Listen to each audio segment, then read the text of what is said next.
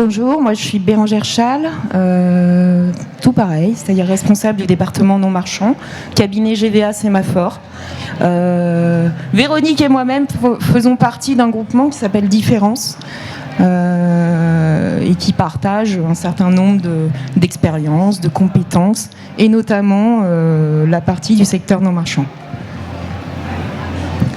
Cette année, nous avons vécu, depuis déjà 18 mois, une crise qui a permis de mettre d'autant plus en avant les difficultés que pouvait rencontrer le monde associatif, difficultés externes et difficultés aussi en interne sur l'organisation. Donc, à l'heure de la reprise, il est compliqué, d'une part, de remobiliser tous les acteurs. On voit que dans les associations, les adhérents, les bénévoles, les mécènes ont du mal à se réinvestir. Et donc, aujourd'hui, il est vraiment important de se remettre en question, de cartographier les risques. C'est le thème donc de l'atelier, pour voir un petit peu tout ce qui peut nuire à l'association autour, comment y remédier, comment s'organiser, comment se remettre un petit peu en question par rapport à son fonctionnement normal. C'est pourquoi il est important de recenser les risques. Recenser les risques, c'est quoi? C'est d'une part les identifier, d'autre part les quantifier, les prioriser, parce qu'on ne pourra pas tout traiter, décider d'en réduire les impacts en s'organisant mieux, en éliminant les risques. Et surtout, le but de ce choix, de cette panel qu'on va définir, c'est derrière de faire des plans d'action pour essayer de limiter au maximum les risques auxquels nous sommes confrontés. C'est aussi bien sûr anticiper, donc justement en faisant cette cartographie, en regardant un petit peu tout ce qui est autour de nous. C'est aussi donc prévenir en s'organisant mieux pour en définitive en limiter les impacts. On va arriver à une gestion qui va être plus saine de l'association, une gouvernance qui va être meilleure, puisque si on met des outils en place, on aura des outils pour piloter, des outils pour contrôler. On va d'autre part améliorer la confiance des tiers, parce que forcément, ils verront qu'on a une organisation meilleure. Donc les donateurs, les financeurs, les partenaires vont apprécier l'organisation nouvelle. Et puis bien sûr, après, en définitive, ça va pérenniser les financements et surtout, on va pouvoir continuer d'exister, ce qui est quand même l'objectif de toute association. Donc on va rapidement passer en revue tout ce qu'on a, nous, vu comme risques importants, les risques liés à la gouvernance, la responsabilité de l'association et des dirigeants, les risques fiscaux, sociaux, le pilotage, les risques liés au financement et en dernier, les cyber-risques.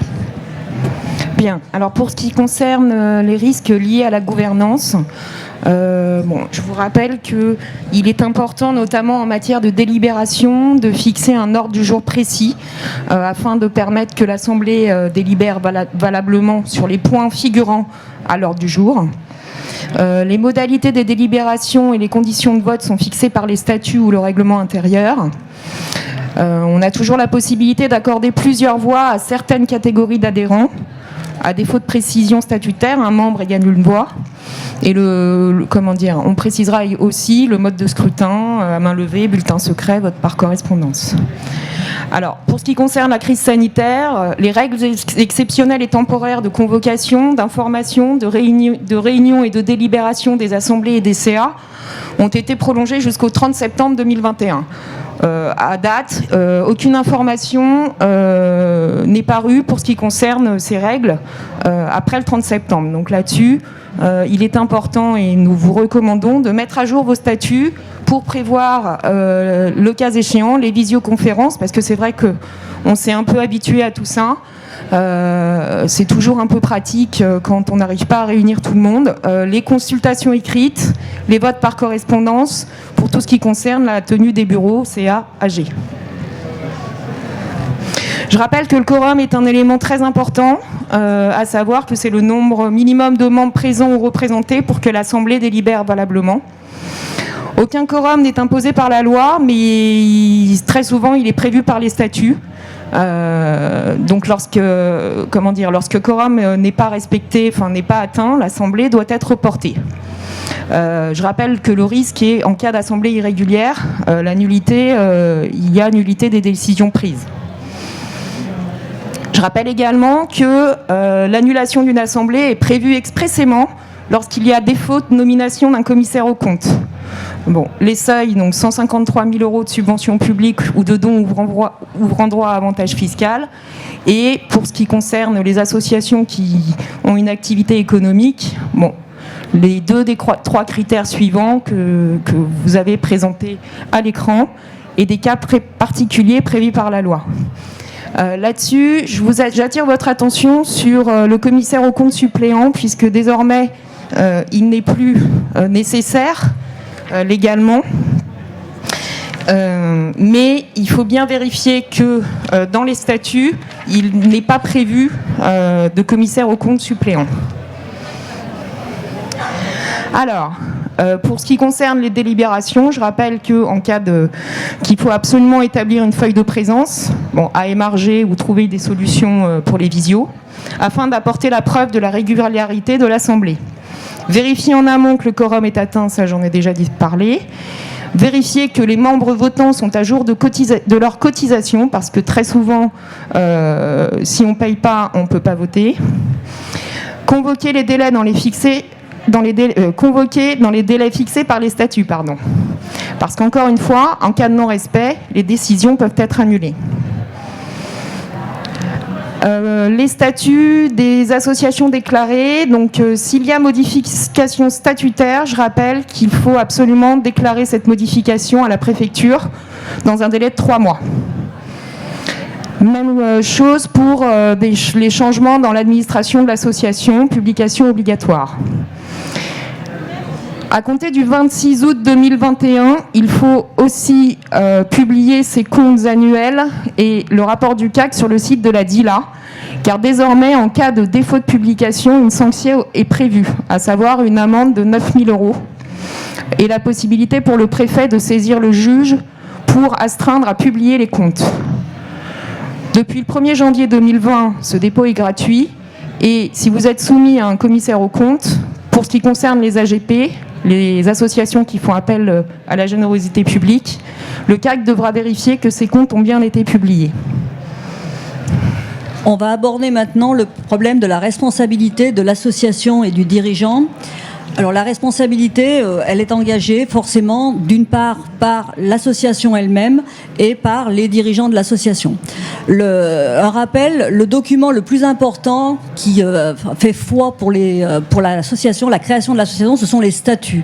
En fait, donc on formalise en fait pourquoi on se réunit, vers quel but on va. On en définit bien sûr l'objet.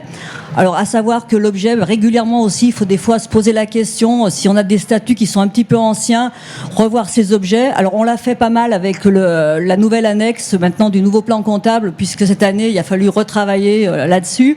Mais c'est vrai qu'on s'aperçoit des fois qu'il y a des associations qui font des activités qui n'étaient pas prévues au départ dans leur objet. Et ça peut être très embêtant.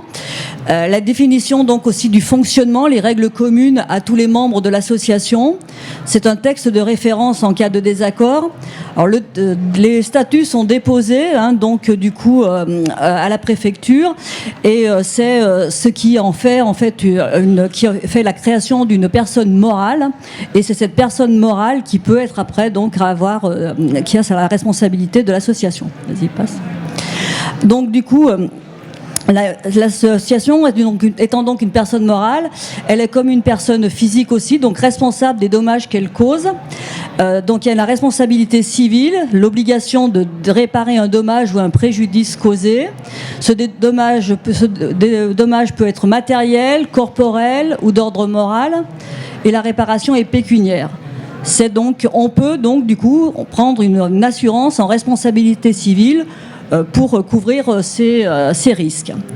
Il y a un deuxième type de responsabilité, c'est la responsabilité pénale. Là, c'est l'infraction à une règle, à un texte, à une loi, à un décret. Donc la sanction, là, elle va être importante puisque ça peut aller jusqu'à la dissolution de l'association, l'interdiction d'exercer une activité. Et en plus, l'association peut être aussi reconnue pénalement, responsable pénalement des infractions qui seraient commises par les dirigeants. De là, donc, c'était la responsabilité de l'association en tant que personne morale. Maintenant, on va parler de la responsabilité des dirigeants, donc la personne physique. Qui sont les dirigeants d'une association ? Donc, ce sont les membres du conseil d'administration, les membres du bureau, les dirigeants de fait, les directions salariées. Et les obligations qui sont liées pour les dirigeants par rapport à une association, c'est la représenter, l'administrer, la gérer. Les responsabilités sont définies par les statuts.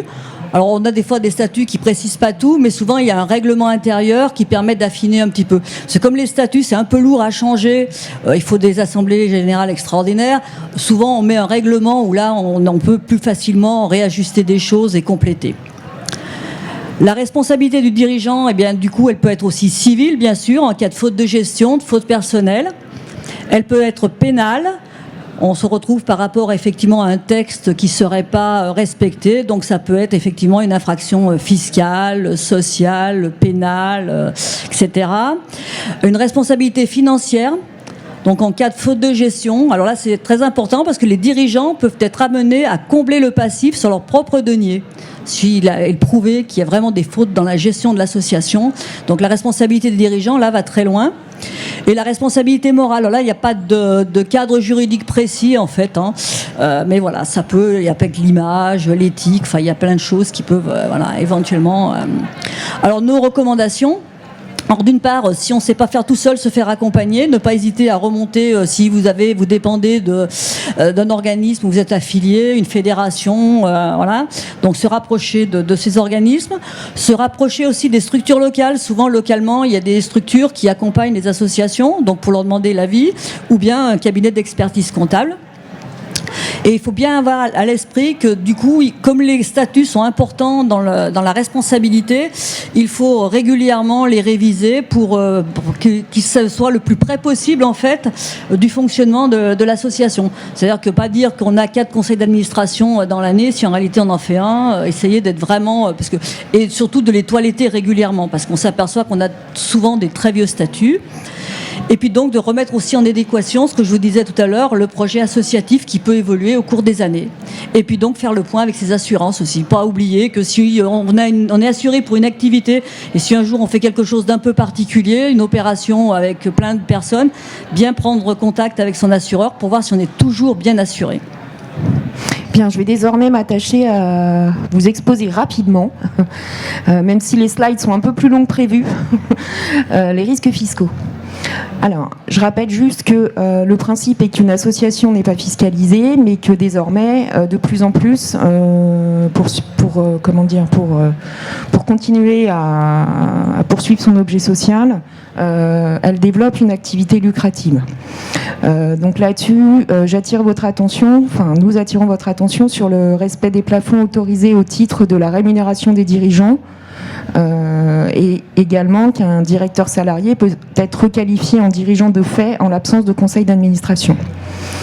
Vigilance également en cas d'activité concurrentielle qui dépasse le seuil autorisé de 72 432 € désormais et au non-respect des critères dits des 4P, produits, prix, public, publicité.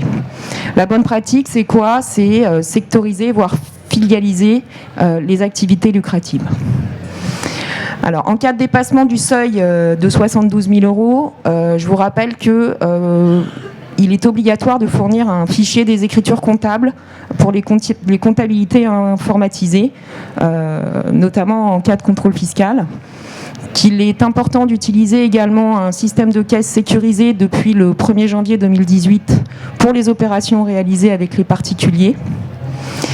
La sanction, c'est quoi ? C'est une amende de 7 500 €. Comme on parlait de contrôle fiscal, dans le cadre d'un contrôle fiscal, désormais, il faut fournir ce qu'on appelle la piste d'audit fiable. En fait, c'est la documentation de la piste d'audit, du bon de commande jusqu'à l'émission de la facture fournisseur, par exemple. Si vous ne remettez pas ce FEC à l'administration fiscale dans un délai raisonnable, et en général, c'est presque au premier rendez-vous, il y aura un procès-verbal de carence qui constatera les manquements à ces dispositions. Et le vrai gros risque, c'est que potentiellement, on peut être évalué d'office et il y a de fortes pénalités pouvant aller jusqu'à 100% des sommes rappelées. Donc là, c'est un slide qui explique ce qu'est la piste audit fiable et notamment le risque si vous ne la transmettez pas. Pour les factures entrantes, c'est remise en cause de la TVA déductible. Pour les factures sortantes, c'est remise en cause du caractère d'original de la facture de vente émise. Et donc là, il y a une pénalité de 50% qui aurait dû être facturée. Donc nos conseils, c'est quoi? C'est qu'il faut l'élaborer, la documenter, la formaliser et la contrôler, faire des tests de temps en temps. Préparer également les services comptabilité fournisseurs à faire ces fameux contrôles de piste d'audit afin de sécuriser et d'entériner son droit à récupération de la TVA. Alors, pour ce qui concerne l'émission des reçus fiscaux, donc on va juste vous rappeler que il y a deux types de dons. Pour les donateurs personnes physiques, on peut déduire 66% ou 75% du montant de leur don de l'impôt sur le revenu ou de l'IFI. Pour les personnes morales, on a donc une déduction de 60% du montant des versements dans la limite de 20 000 € ou de 5 pour 1000 du chiffre d'affaires lorsque ce montant est plus élevé. La fraction des versements supérieure à 2 millions d'euros ouvre droit à une réduction d'impôt au taux de 40%.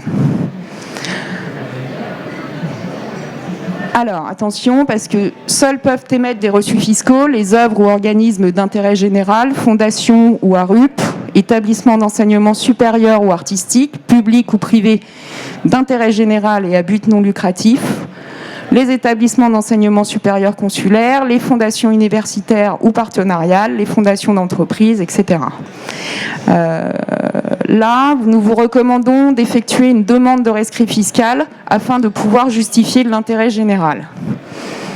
Nous le recommandons d'autant plus que nous vous rappelons qu'aujourd'hui, pour les donateurs personnes morales, pour ce qui concerne les dons supérieurs à 10 000 €, désormais, sur leur liasse fiscale, ils mettent l'identité du bénéficiaire du don en numéraire.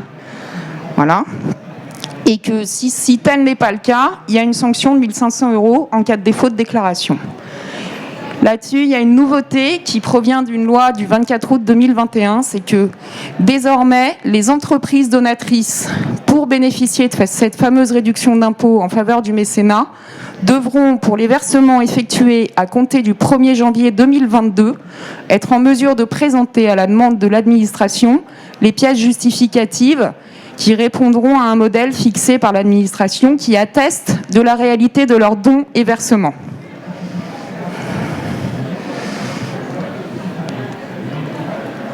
Donc là, je suis désolée, c'est un slide qui fait doublon. Par ailleurs, pour ce qui concerne le contrôle des reçus fiscaux, je rappelle que depuis le 1er janvier 2018, l'administration fiscale peut contrôler sur place dans l'association que les montants portés sur les reçus correspondent bien aux dons et versements effectivement perçus. L'exercice de ce droit n'est soumis à aucune formalité particulière. En gros, on envoie un avis de passage. Alors, toujours pour cette obligation de 2018, les associations doivent présenter à l'administration fiscale les documents et pièces de toute nature permettant de justifier les dons reçus. Les délais de conservation de ces pièces justificatives ont été fixés à 6 années pour l'ensemble des dons et des versements. La sanction, c'est une amende de 5 000 €. Là encore, il y a eu un renforcement des conditions de contrôle des reçus fiscaux. Pour les dons reçus à compter du 1er janvier 2021, les organismes bénéficiaires sont soumis à une nouvelle obligation déclarative, donc les associations. Il va falloir déclarer annuellement le montant global des dons perçus et le nombre de reçus délivrés au titre de l'année civile, quelle que soit la date de clôture de l'exercice. Cette déclaration suivra un modèle à fixer par l'administration. Et là, on vous rappelle que les entreprises donatrices devront également disposer de reçus fiscaux pour les versements effectués à compter du 1er janvier 2022.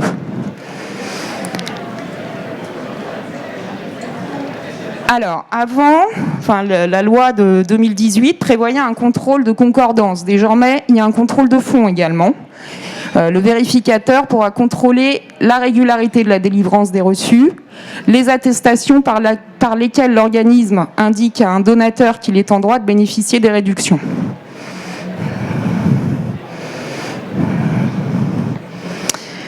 Là, je crois qu'il y a encore un petit doublon. Alors, on va avancer parce qu'effectivement, il y a eu un petit bug. Alors, la nouveauté, c'est qu'auparavant, l'amende applicable en cas de délivrance irrégulière de reçu était soumise à, une pénalité de 25%, là où aujourd'hui, on appliquera le taux de la réduction ou du crédit d'impôt indûment déclaré par le bénéficiaire. Cette amende de 25% avait été déclarée non conforme à la Constitution dans une décision rendue le 12 octobre 2018. Après les réjouissances des risques fiscaux, on va passer aux risques sociaux. Donc du coup, juste en rappel, une association, en fait, c'est un employeur comme un autre, donc elle doit respecter toutes les obligations du droit social.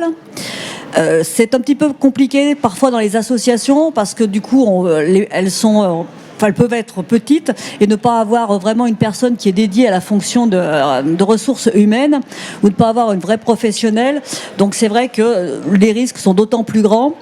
Les scénarios de risque les plus courants, on ne va pas tout balayer, c'est la confusion entre le bénévolat et le salariat, le non-respect des règles, des obligations liées à l'embauche, mais ça c'est par contre comme toutes les structures, sociétés, etc. Et un autre aspect qui est très important dans les associations, c'est l'incompétence du signataire des actes. Alors d'abord, on va parler de bénévolat et du salariat, car le risque, c'est le travail dissimulé avec ses conséquences. Alors le bénévolat, qu'est-ce que c'est ? C'est l'engagement d'une personne qui est volontaire, libre et gratuite pour en fait aider une association qui pour réaliser en fait l'objet de cette association, pour aider mais bénévolement, donc sans rémunération. C'est surtout ça qui fait la différence, et sans aussi le lien de subordination avec la direction de l'association. Il y a vraiment les deux points. Le salariat, tout le monde connaît, c'est donc un contrat de travail, on effectue une prestation, mais là par contre on va être rémunéré et on a un lien de subordination fort avec la direction, puisque celle-ci fixe les règles d'exécution, peut les contrôler et nous donne donc indique ce qu'il faut faire. Alors comment faire travailler les deux ? Parce que souvent dans les associations, on a à côté des salariés, bien sûr permanents, et des bénévoles qui viennent effectuer quelques missions. Donc déjà, il faut vraiment bien définir les postes, bien définir qui fait quoi, comment. Alors le salarié, il a un contrat de travail, mais le bénévole, c'est bien aussi peut-être des fois de prendre le temps de voir avec lui et puis d'écrire les choses, parce que le risque, c'est qu'un jour un bénévole, du coup, se dise finalement, je ne suis pas bénévole, je fais une fonction de salarié et je ne suis pas déclaré. Donc là, on est sur du travail dissimulé. Les conséquences, ça serait effectivement déjà pour l'association d'être obligé de payer tous les salaires qui n'auraient pas été, de faire un rattrapage qui n'auraient pas été payés au bon moment, et en plus on est sur du pénal puisque c'est du travail dissimulé, avec donc des sanctions qui sont financières, une amende, et qui sont aussi de l'emprisonnement éventuellement. Donc voilà. La deuxième partie, c'est les risques classiques, je dirais, des obligations liées à l'embauche. Donc là, on va peut-être pas s'étendre, parce que du coup, voilà, c'est tout ce qui correspond au droit social, en fait. L'association doit appliquer le droit social. Un risque, par contre, qui est donc... oui, parce que alors, les risques, là, je vais juste m'arrêter 5 secondes, là. Donc, effectivement, il peut y avoir une action en dommages et intérêts pour le salarié s'il n'est pas affilié à une prévoyance, à une mutuelle, donc bien faire attention. Et sanctions pénales aussi, donc, pour le travail dissimulé, si le salarié n'a pas un contrat de travail, n'a pas été déclaré correctement. Mais ça, on rentre dans le droit classique. Alors, une autre question qui est spécifique effectivement aux associations, c'est qui est le signataire du contrat de travail, qui peut effectivement embaucher et qui peut licencier. Alors, la personne peut être désignée dans les statuts, à défaut, c'est le président. Sachant que souvent le président d'une association, lorsqu'il embauche, s'il veut sécuriser un petit peu l'embauche, il peut réunir son conseil d'administration, faire approuver l'embauche par le conseil d'administration. Donc derrière, on a un PV et ça renforce un petit peu son pouvoir. Alors pour se protéger contre d'éventuels contentieux, il faut bien indiquer, alors si c'est pas dans les statuts, ça peut être dans le cadre d'un règlement, bien définir qui a le pouvoir d'embaucher et de licencier, car les risques, c'est si c'est une personne qui n'avait pas le pouvoir de le faire, la nullité du contrat de travail, donc ça c'est grave, puisque du coup derrière on va avoir la condamnation de l'association pour licenciement sans cause réelle et sérieuse de la personne. Ensuite, alors juste un petit point là sur le chèque emploi associatif. Je ne sais pas si vous avez des grosses associations ou des petites. Dans le cadre de petites associations, on peut utiliser ce service de l'État qui est gratuit, qui fonctionne bien. Mais par contre, malgré ça, on est toujours soumis aux mêmes règles du droit social. Donc les mêmes, il faut déclarer, il faut faire un statut, un contrat de travail, pardon. Il faut, si on fait un licenciement, il faut respecter les procédures de licenciement. Ça ne change rien au droit du travail. En fait, c'est juste une facilité parce qu'on fait sa feuille de paye à un endroit et on n'a qu'un interlocuteur. On paye toutes les charges sociales au même endroit. Enfin, ça simplifie la vie de l'association, mais ça n'enlève aucune des règles à appliquer. Voilà. Alors, je vais vous balayer rapidement les risques en matière de pilotage et de contrôle interne. Alors, comment procéder pour identifier ces risques ? Donc, commencer par analyser les processus clés, à savoir les ressources. Commencer toujours par les ressources, les dons, les legs, les subventions, les cotisations, activités lucratives, trésorerie, engagement de dépenses, personnel et suivi budgétaire. Il faut s'assurer que des procédures existent, donc encore une fois, les tester et les identifier les axes d'amélioration. Alors en matière de trésorerie, quels sont les principaux risques de faiblesse de contrôle interne ? C'est déjà la séparation des fonctions. Le payeur ne peut pas être l'ordonnateur de la dépense. Le payeur ne peut pas être celui qui enregistre les flux de trésorerie. Pourquoi ? Puisque là, très clairement, il peut y avoir des risques de détournement de fonds.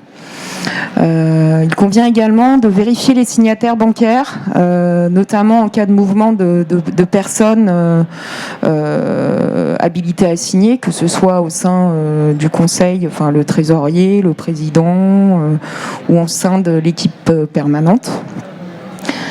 Il faut faire également valider les rapprochements bancaires par la hiérarchie, donc les faire signer. Pour ce qui concerne la caisse, il est important de mettre en place une procédure d'inventaire physique pour rapprocher la caisse physique de la comptabilité avec un double comptage par 2 personnes indépendantes. Mettre également en place une procédure de gestion de caisse, c'est-à-dire que déterminer notamment un plafond au-delà duquel on ne peut pas disposer davantage un plafond ou une caisse tampon qui fixe le montant maximum de la caisse. En cas de manipulation d'espèces, on pense notamment aux dons. Il est important de penser à un process de maniement de fonds pour réduire le risque de détournement. Enfin, un suivi de trésorerie régulier par le directeur, le trésorier, le président, le cas échéant, en fonction de l'organisation. En ce qui concerne les engagements de dépenses, là encore, séparation des fonctions, c'est la base. Celui qui enregistre la facture n'est pas celui qui commande. Mettre en place un bon à payer. Mettre également en concurrence les fournisseurs en formalisant dans le processus le recours ou non à des appels d'offres, des seuils, le nombre de devis nécessaires. Voilà. Déterminer qui a l'autorisation d'engager et fixer des plafonds. Pour ce qui concerne le personnel, séparation des fonctions, celui qui prépare les bulletins n'est pas celui qui procède au paiement. Ou en tout cas, il peut préparer des paiements, mais il convient de vérifier avant d'émettre les virements. Matérialiser également le contrôle des fiches de paye.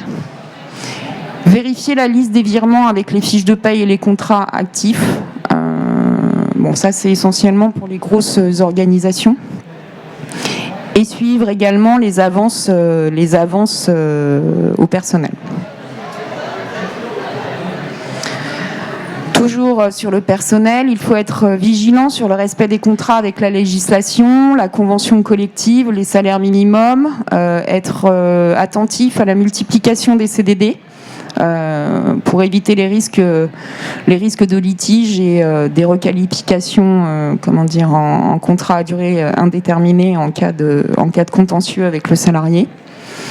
Les notes de frais, mettre en place des procédures et des formulaires types de remboursement avec validation systématique. Quand on dit procédure, c'est là encore déterminer des seuils pour, je ne sais pas, les hôtels, les restaurants, les billets de train, etc. Faire également un recoupement régulier des stocks de tickets resto avec les comptes. Donc ça, c'est quand on a des stocks physiques. Maintenant, il y a les cartes numériques. C'est bien pratique parce que ça évite ces fameux recoupements et ces comptages. Pour les ressources, là encore, séparation des fonctions, notamment tout ce qui est facturé doit correspondre à ce qui a été encaissé et comptabilisé. Pour les dons anonymes, les dons en espèces, il faut absolument s'interroger sur l'origine des fonds, en matière notamment de lutte contre le blanchiment, et faire des contrôles de valeur par une personne indépendante. Toujours pour les dons, donc on vous encourage à réconcilier les encaissements avec les reçus fiscaux, enfin la comptabilité avec les reçus fiscaux. Et également, attention à bien émettre les reçus fiscaux après l'encaissement effectif, c'est-à-dire éviter le risque de courir après son reçu fiscal en cas d'impayé. Être vigilant sur la gestion des duplicata et être attentif à la problématique des dons affectés qui doivent faire l'objet d'un raisonnement sur les fonds dédiés ou pas en fin d'année. Parce qu'en fait, si on utilise un don affecté à une autre action, là c'est du pénal. Pour les subventions, attention à l'exhaustivité, au respect des engagements contractuels, à bien analyser la convention signée, et pour les legs, attention au conflit d'intérêts et à l'affectation, encore une fois, des legs au travers du testament. En ce qui concerne le risque des détournements des actifs, inventaire du coffre, inventaire des caisses, procédure de remontée de fiches de comptage si les caisses ne sont pas présentes physiquement au siège de l'association. Faire un inventaire régulier des immobilisations et un inventaire des stocks, même si celui-ci est peu significatif. Les risques liés au financement. Aujourd'hui, avec la crise, c'est encore plus vrai qu'avant le Covid. En fait, pour les financements, c'est des fois compliqué pour les associations pour réaliser leur mission. Et devant la raréfaction des ressources, il faut essayer aujourd'hui, c'est vrai que manque d'adhérents, c'est vrai que les associations sont dans la tourmente quand même. Et il faut effectivement essayer de trouver des ressources complémentaires pour continuer l'exploitation de l'association, en fait. Pardon. Donc les risques qu'on retrouve souvent, c'est le cas d'un financeur unique. Donc là, on est vraiment, ça peut arriver dans des associations qui sont financées par un conseil départemental, par une commune, par une métropole. Et d'un jour ou l'autre, par rapport aux élections, par rapport à d'autres choses, les financements peuvent disparaître et mettre la vie de l'association complètement en danger. Cette crise aussi, il faut faire attention au cumul en fait entre les subventions qui sont octroyées par les financeurs et le dispositif du chômage partiel, car le recours au chômage partiel ne doit pas avoir pour effet de financer 2 fois les charges du personnel en fait. Et là, en cas de contrôle, les subventions pourraient être revues à la baisse. Il faut faire attention effectivement, parce que la plupart du temps, les financeurs ont maintenu les subventions, et c'est vrai qu'en même temps, il y a certaines associations qui n'avaient plus d'adhérents, qui ne pouvaient plus travailler, qui ont mis leur personnel en chômage partiel. Et on arrive donc à un cumul de fonctions, d'argent sur les mêmes postes. Donc là, on attend de voir un petit peu ce que ça va donner. Pour l'instant, moi personnellement, j'ai pas vu de reprise de ces subventions, mais potentiellement, ça peut être effectivement déduit des subventions de 2022, Alors, pour le financement, donc il faut aller chercher essentiellement, on peut aller chercher donc au niveau du mécénat. Donc le mécénat, c'est un soutien matériel, financier qui est apporté à l'association sans aucune contrepartie en face. Il y a 2 types de mécénat. Ça peut être un mécénat financier, ou un mécénat en nature.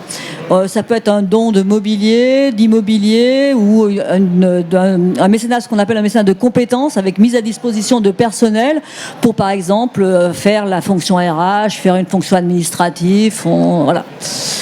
Les entreprises qui sont éligibles au mécénat, donc il faut qu'elles soient déjà assujetties à l'impôt société et puis les avantages en plus pour elles d'un avantage économique et de la réduction fiscale, c'est aussi de pouvoir communiquer autour du mécénat en interne et en externe. À l'heure actuelle, c'est vrai que souvent les entreprises recherchent un sens et d'être mécène d'une association, ça peut effectivement être important. Le mécénat aussi l'association doit être d'intérêt général, donc les 3 critères, essentiellement. Elle ne doit pas profiter à un cercle restreint de personnes. Elle a une gestion désintéressée et elle ne fait pas d'opérations lucratives. Sinon, impossible de faire du mécénat.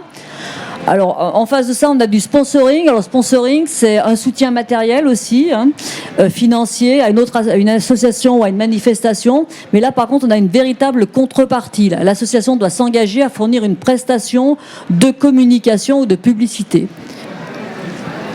Et les autres ressources, écoutez, c'est toutes celles qu'on peut retrouver, les legs et donations, des opérations événementielles, et ce qu'on voit souvent maintenant sur Internet, le crowdfunding pour le financement par la foule. Et donc sur des projets associatifs, on retrouve ça sur des plateformes Internet type Elao Asso, KissKissBankBank, etc. Alors le cyber-risque, on va le balayer rapidement. Donc en fait, juste pour vous dire que il y a 8 entreprises sur 10 qui ont été victimes d'une tentative de fraude. Les scénarios les plus courants, c'est fraude au président, cyberattaque, fraude aux faux fournisseurs.